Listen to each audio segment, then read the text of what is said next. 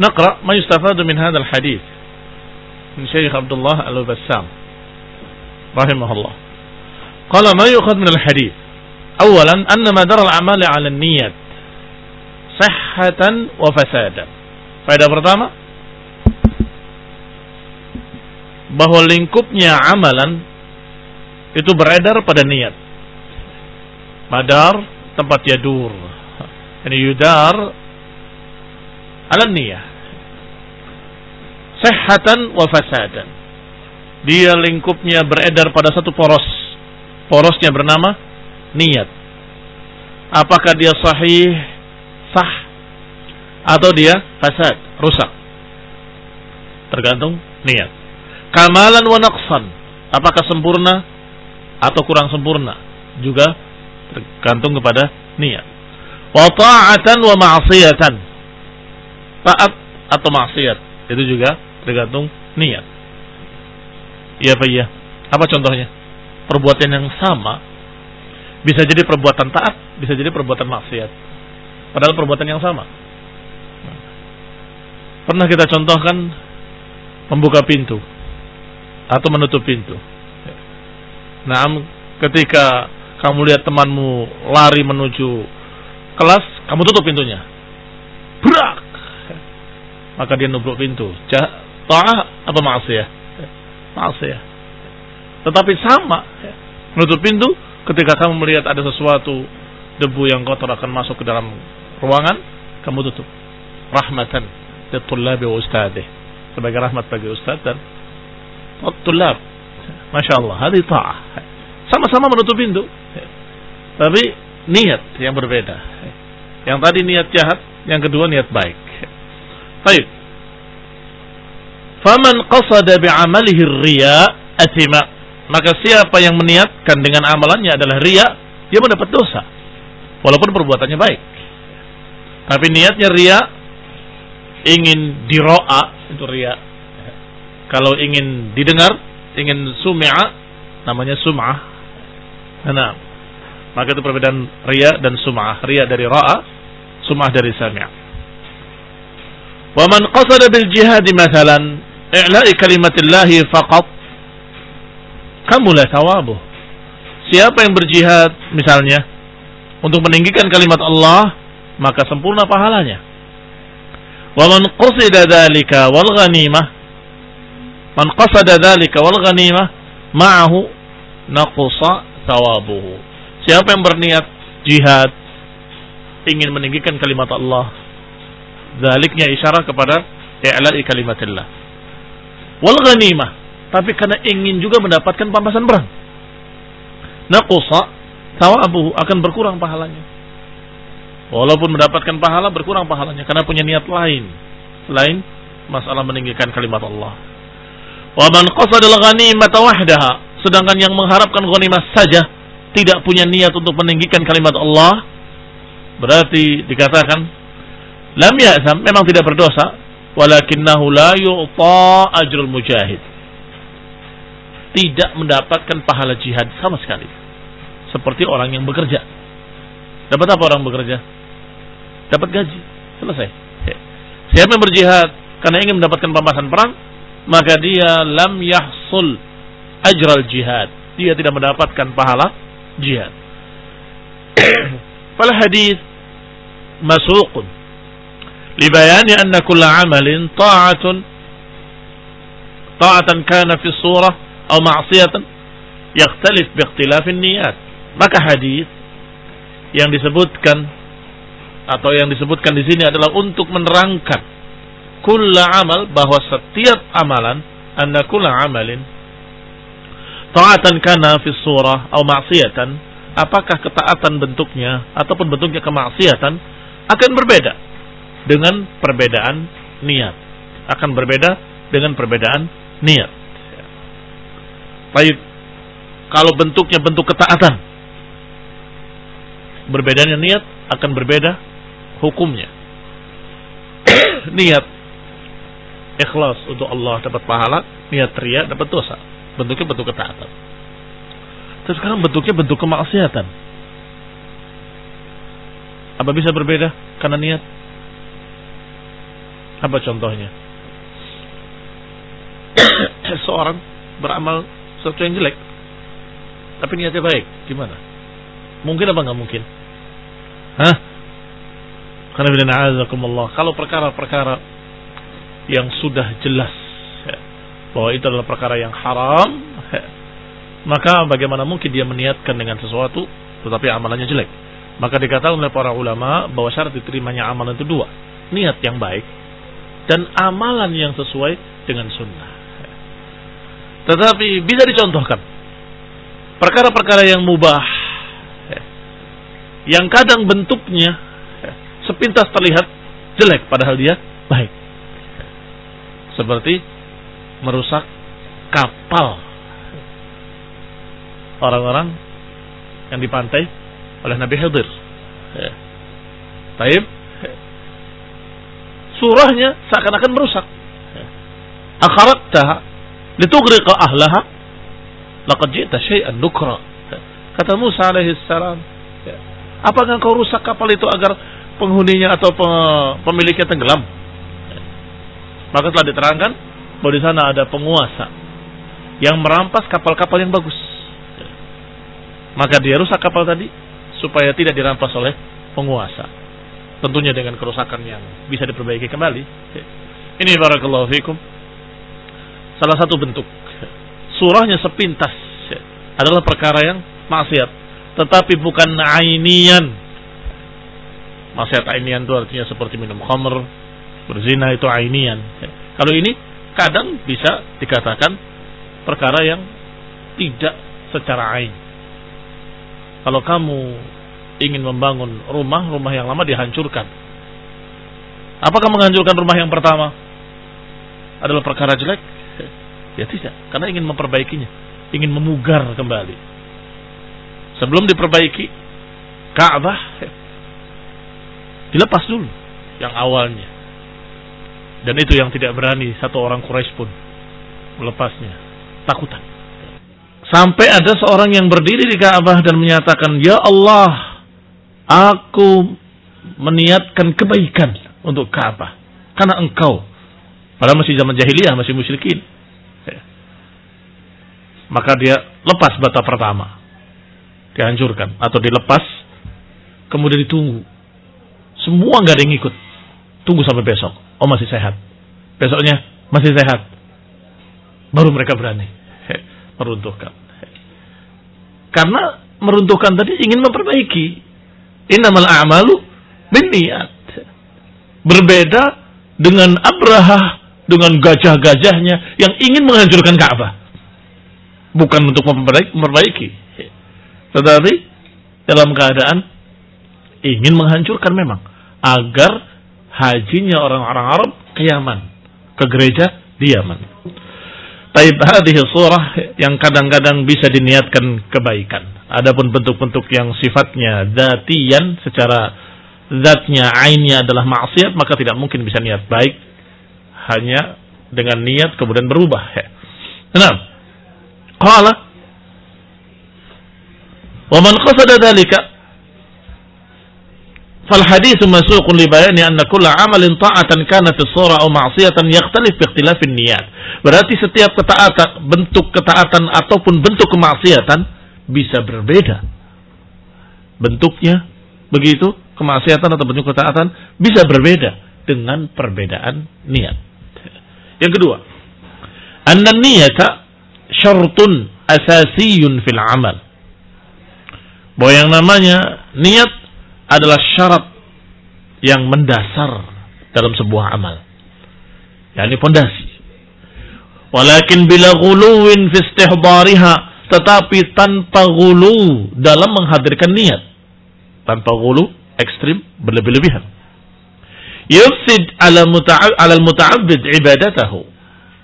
Yang ghulu ini akan merusak seorang yang beribadah, ibadahnya. Akan merusak ibadah seseorang yang beribadah. Nawaitu usalli fardhu dhuhri 4 raka'atin mustaqbilal qiblati adaan lillahi ta'ala. Kurang mantap. Ulangi lagi. Usalli. Fardhu dhuhri. Ini barakallahu fikum. Ghulu. Berlebih-lebihan. Karena namanya niyah. Mahalluha. Al-qalb. Tempatnya di hati. Tanyakan sama mereka. Bagaimana kalau ada seorang yang membaca niat dengan lafaz seperti itu. Dikeraskan supaya kedengaran tetangganya. Supaya tetangganya memuji. Ria atau bukan ria? Dia membacakan dengan keras. Usalli. Fardhu dhuhri. 4 raka'atin. Mustaqbil al-qiblati. Adaan lillahi ta'ala. Dengan fasih. Biar tangga saya dengar. Yang kanan dan kiri didengar. Saya akan dipuji. Tapi apakah dia murai atau mukhlis? Orang yang ikhlas atau ria? Ria. Berarti yang mana yang dilihat? Yang dilafaz adaan lillahi ta'ala. Ikhlas untuk Allah. Atau yang di hati? Pengen dilihat. Mana yang dihukum yang mana? Yang lafaz atau yang fil qalb? Fil lafzihi atau fil qalbihi? Dia ria. Tetap ria. Walaupun lafaznya menyatakan adaan lillahi ta'ala. Berarti barakallahu fikum, yang mana yang menjadi patokan? Yang di hati. Tetap yang di hati. Maka namanya niyah merupakan syarat asasi. Tetapi enggak perlu ghulu, enggak perlu berlebih-lebihan. Karena akan merusak ibadah seseorang yang beribadah. Fa inna mujarrad qasdil amal yakunu niyatan lahu biduni takallufin istihdariha wa tahqiqiha. Karena cukup mujarrad qasdil amal. Cukup meniatkan amal tadi. Bahwa itu untuk Allah dalam hati kita, cukup. Itu sebagai niyah. Biduni takalluf istihdariha. Tanpa takalluf. Tanpa memberat-beratkan diri untuk menghadirkan niat. Wa tahqiquha.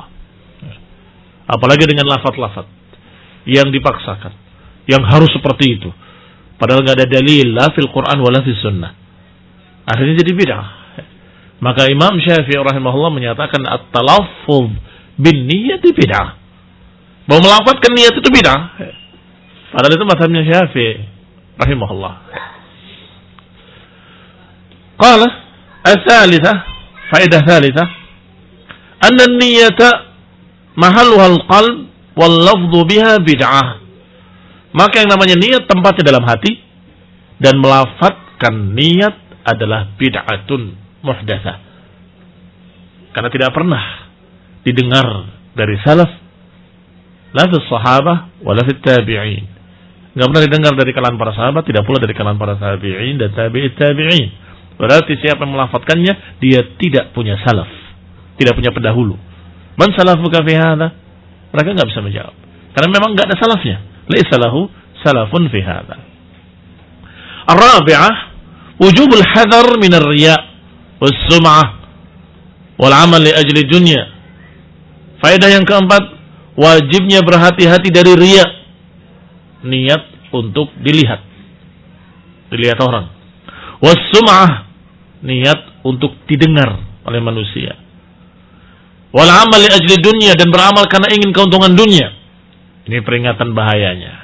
Karena Nabi SAW mengatakan dalam hadis ini, innamal a'malu binniyat, dan menyatakan faman kanat hijratuhu lidunya yusibuha aw imra'atin yankihuha fa hijratuhu ila ma hajara ilaih. Siapa yang hijrahnya karena dunia atau karena perempuan yang akan dinikahi, maka hijrahnya kepada apa yang diniatkannya. Tidak mendapatkan pahala di sisi Allah Subhanahu wa taala. Madama anna syai'an min dzalika yufsidul ibadah, selama perkara itu akan merusak ibadah, maka tentunya kita harus berhati-hati. Yang kelima, istafadna min hadzal hadits faidatan wa hiya wujub al-i'tina' bi'amal al-qulub wa muraqabatiha. Wajibnya kita memperhatikan amalan-amalan hati. Ada beberapa golongan. Sebagian mereka memperhatikan amalan zahir saja, tidak memperhatikan amalan hati. Apa jadinya? Murai, munafik. Pengen dilihat, pengen didengar, pengen disanjung, pengen dipuji, pengen kelihatan yang paling soleh sendiri.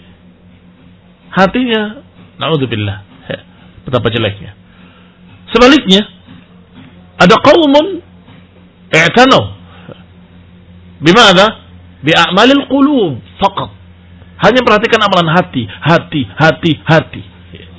Jagalah hati. Bicaranya hati terus.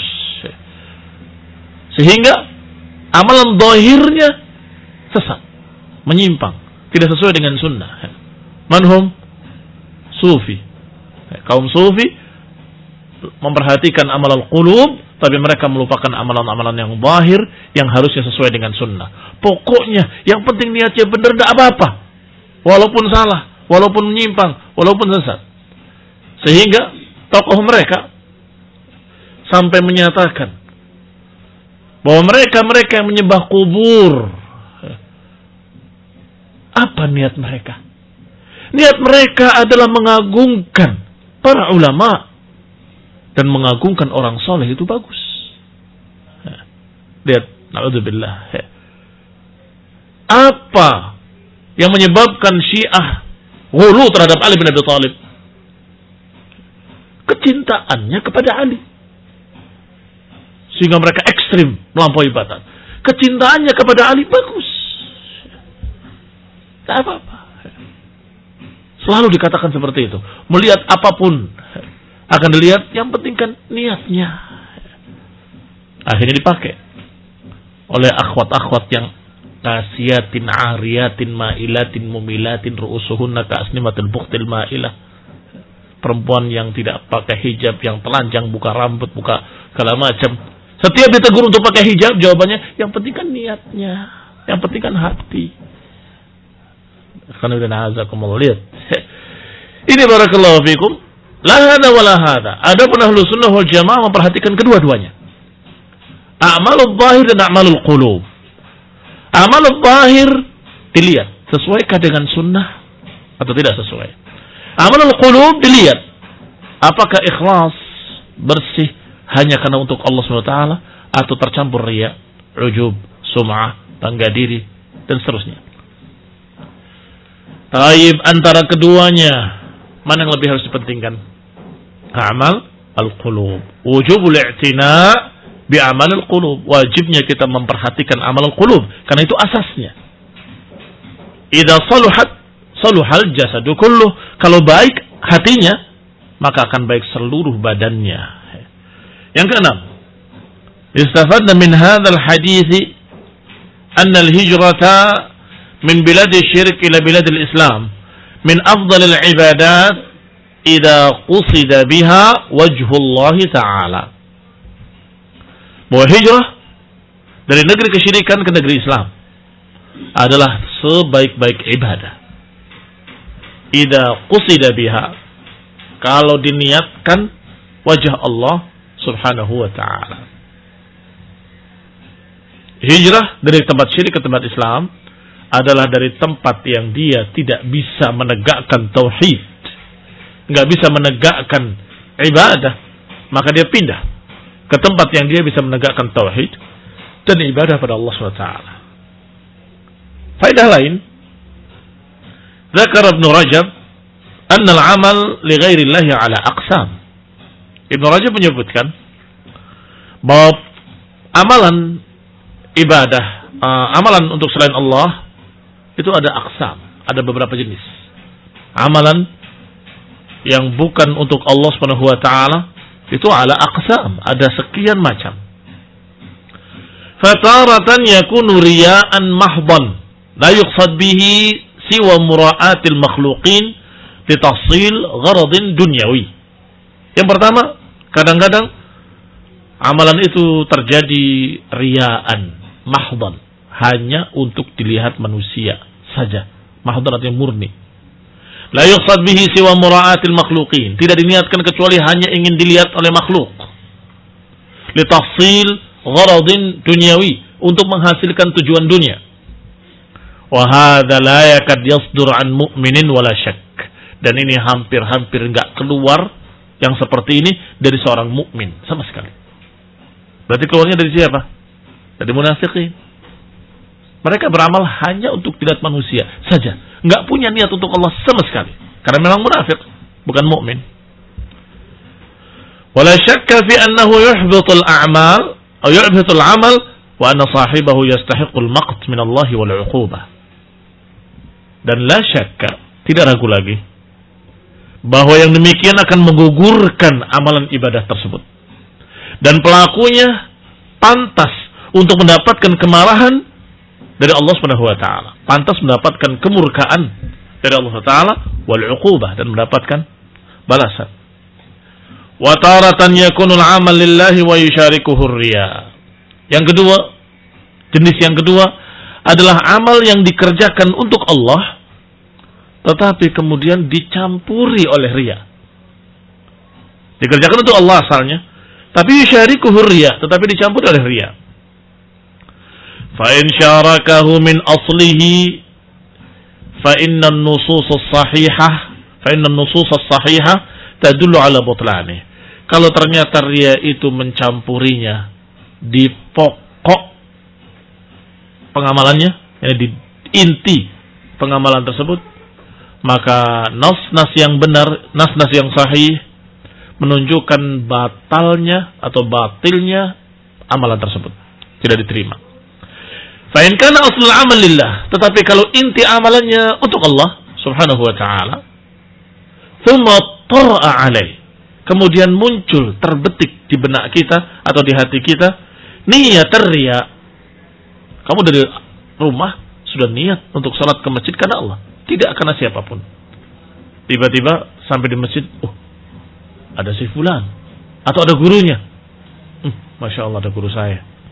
Mudah-mudahan beliau lihat saya. Ya. Mulai tara'a alaihi riya, muncul di situ riya. Ya. Tetapi bukan fi aslih. Kenapa? Karena fi aslihi dia niat untuk salat karena Allah. Bahkan nggak tahu menau kalau ada gurunya di sana. Enggak ada pun dia berangkat ke masjid. Wa dafa'ahu sahibuhu. Dan kemudian orang itu berusaha untuk melawan. Oh enggak, bukan karena dia. Dilawan, terbetik lagi. Tapi dilihat kamu, melirik ke kamu, sepertinya dia melihat. Fa inna dzalika la yadurru, maka yang demikian tidak merusak ibadahnya. Karena fi aslihi lillah. Pada pokok pertamanya, pada intinya untuk Allah Ta'ala.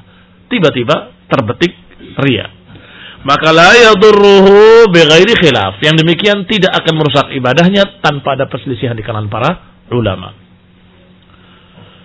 Untuk mengukurnya, kalau tidak ada orang tadi, apakah dia tetap salat? Tetap. Mau dia selalu salat ke masjid, berarti intinya karena Allah SWT. Wa qad ikhtalafa al-ulama min as-salaf fil istirsal fi ar-riya' at-tari'.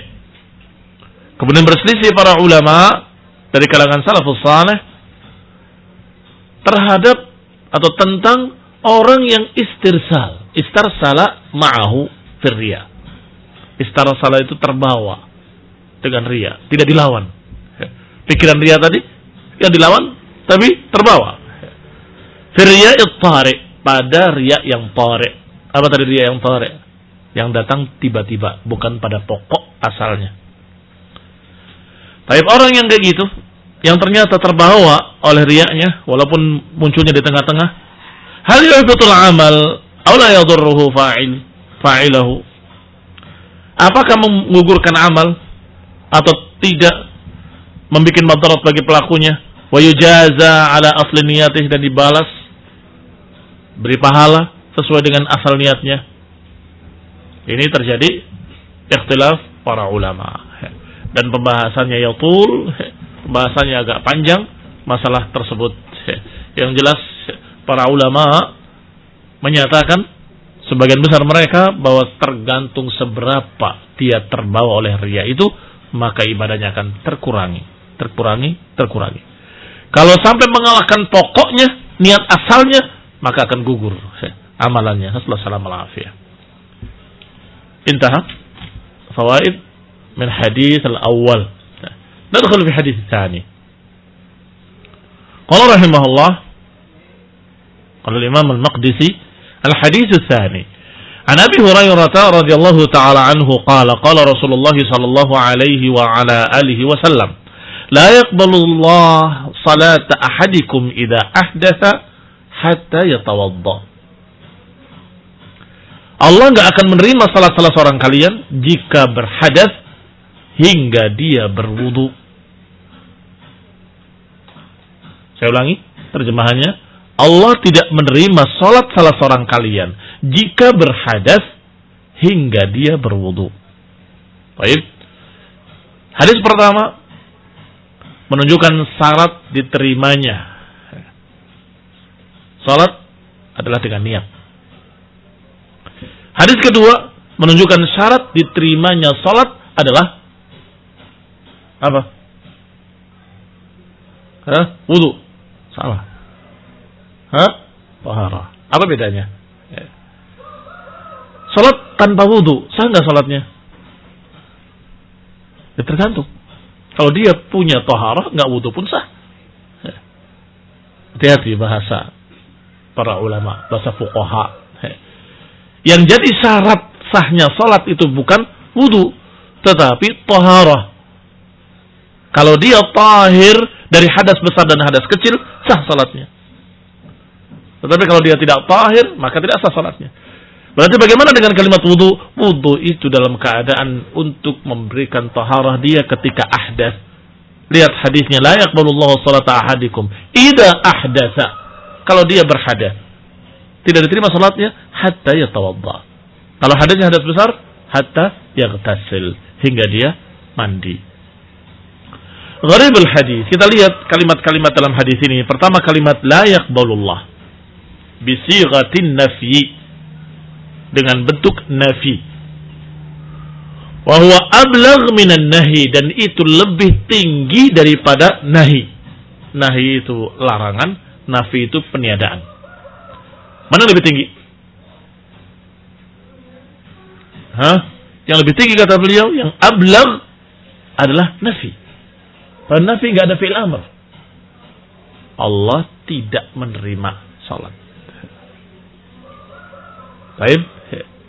Tetapi itu lebih tinggi daripada nahi. Jangan kamu salat hingga berwudu. Naam. Limadha? Li'annahu yatadamman an-nahya wa ziyadah. Karena dia mengandung larangan dan lebih. Mengandung larangan dan ada tambahan lain. Nafi haqiqat asy-syai', menafikan hakikat sesuatu. Allah tidak menerima salat. Ini larangan. Jangan salat tanpa taharah. Sekaligus menerangkan bahwa kalau kamu salat tanpa taharah nggak diterima salatnya. Berarti ada larangan wa ziyadah. Tapi kalau larangan saja, ya cuma larangan. Jangan kamu salat tanpa taharah. Titik. Apakah terima nggak terima? Nggak ada berita itu. Tetapi kalau ini Allah nggak menerima salat salah seorang kalian yang berhadas kalau dia hingga dia berwudu, hingga dia berwudu. Baik, berarti an-nahi itu ablagh, an-nafi ablagh min an-nahi karena yatadamman an-nahi wa ziyadah. Penafian, peniadaan itu lebih tinggi karena dia mengandung larangan sekaligus ada tambahan lain. Ada ziyadatu ilmin, ada ziyadatu ilmin. Yang kedua, kalimat ahdatsa. Maknanya ay hasala minhu al-hadas. Terjadi padanya hadas. Ma huwa al-hadas? Al-hadas huwa al-kharij min ahadi sabilain. Hadas adalah apa yang keluar dari dua jalan, al-qubul wad dubur. Al-qubul yang di depan, dubur yang di belakang. Dua jalan keluar. Aw ghairihi min nawaqidul wudu, dan lain-lainnya dari pembatal-pembatal wudu. Wa fil asl al-hadath al-idha. Asal katanya hadas itu adalah idha, sesuatu yang jelek, sesuatu yang tidak bagus. Naam, yang mengganggu. Tetapi itu makna lughatan. Adapun makna istilah para fuqaha, kalimat hadas ma'ruf yaitu atau bahkan syar'i adalah apa yang keluar dari dua jalan, qubul dan dubur. Tidak disebutkan yang keluarnya apa. Karena semua yang keluar dari kubul dan dubur itu adalah hadas. Keluarnya buang air besar, buang air kecil, ma'ruf. Sudah jelas batalnya. Bagaimana kalau keluarnya batu? Para fuqaha membahas. Bisa nggak keluar batu? Nah, penyakit kencing batu keluarnya batu. Maka tetap dia berhadas. Bagaimana kalau keluarnya dud? Cacing. Kadang-kadang dia tidak buang air besar, nggak buang kecil, tapi tiba-tiba gatal. Ternyata ada cacing-cacing kecil yang mereka bilang cacing kremi. Batal apa nggak batal? Ahdas atau nggak ahdas? Ahdas. Apapun yang keluar dari kubul wa dubur, maka dia ahdas. Tapi bagaimana kalau keluarnya madhi? Sama. Bagaimana kalau keluarnya mani? Lebih besar lagi. Tapi kan dia tidak najis, walaupun tidak najis. Walaupun tidak najis mani, tapi keluarnya itu hadas. Keluarnya adalah hadas. Sehingga disebutkan secara am oleh para fuqaha dengan kalimat al-kharij minas sabilain atau min ahadis sabilain. Pokoknya yang keluar dari dua jalan. Kenal?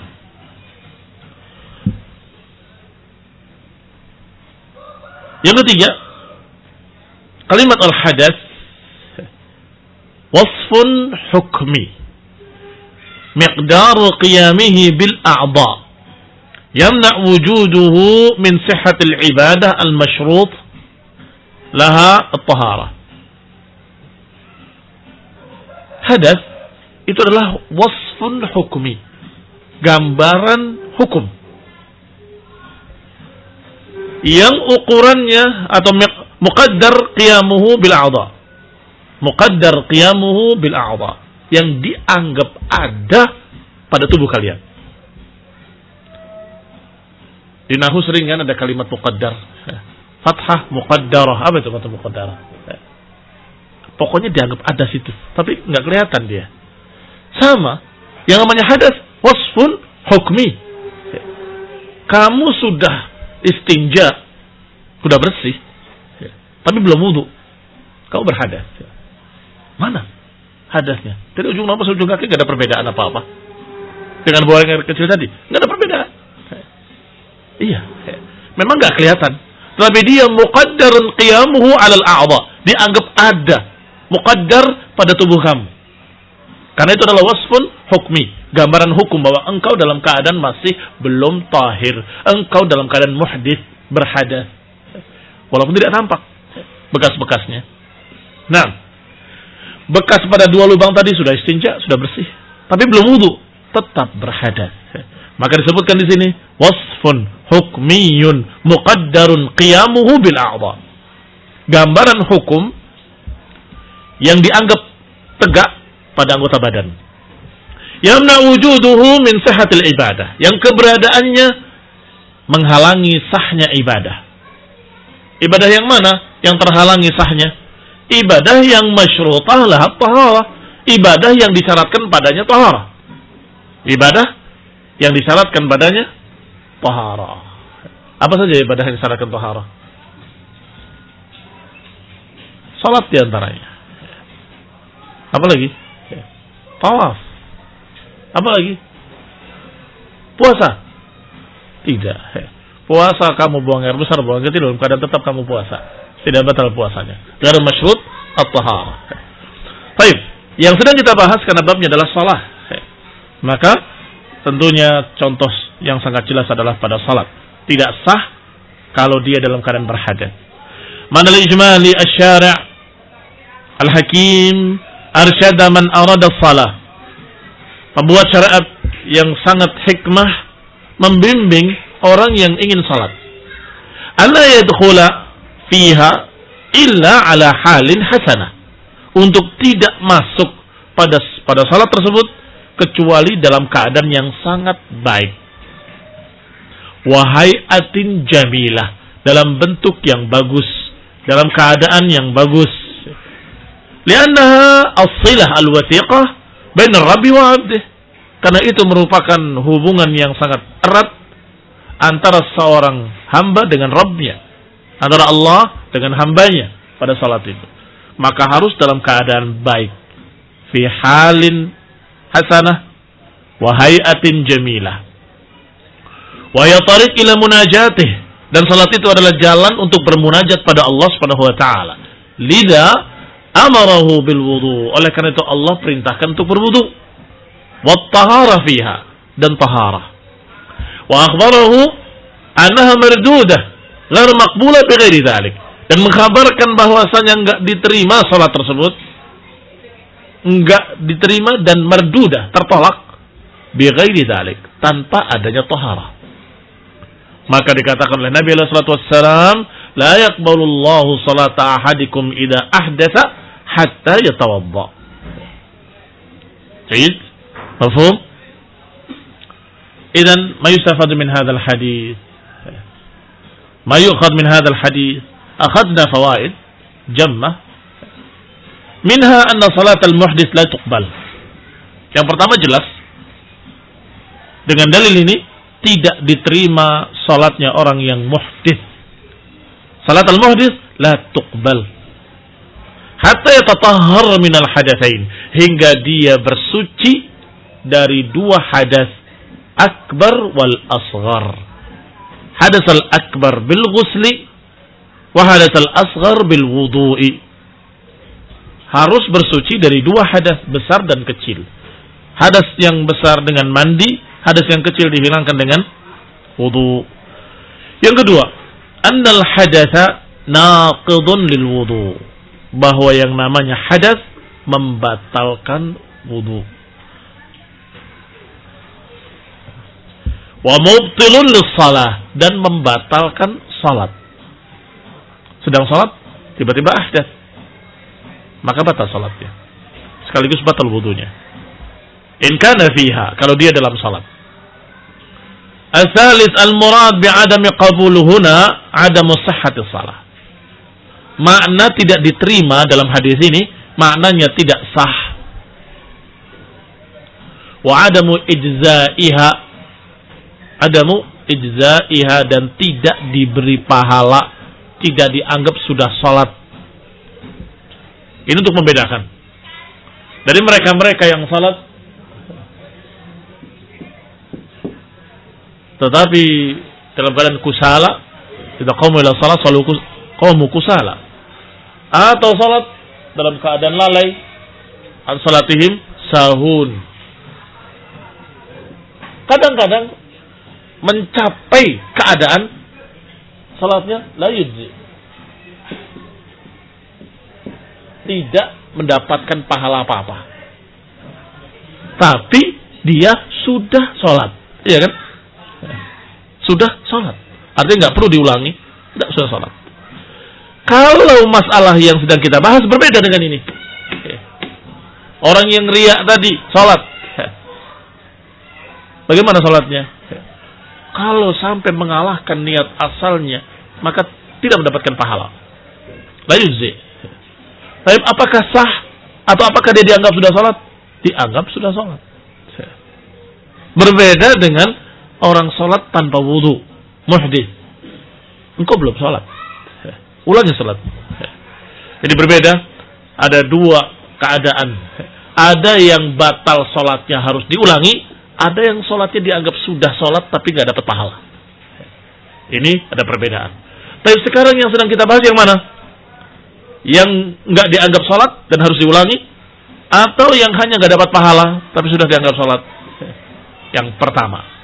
Maka dikatakan al-murad bi'adamil qabul huna, yang dimaksud tidak diterima adalah tidak sah salatnya. Wa adamu ijza'iha, dan tidak mendapatkan pahala apa-apa.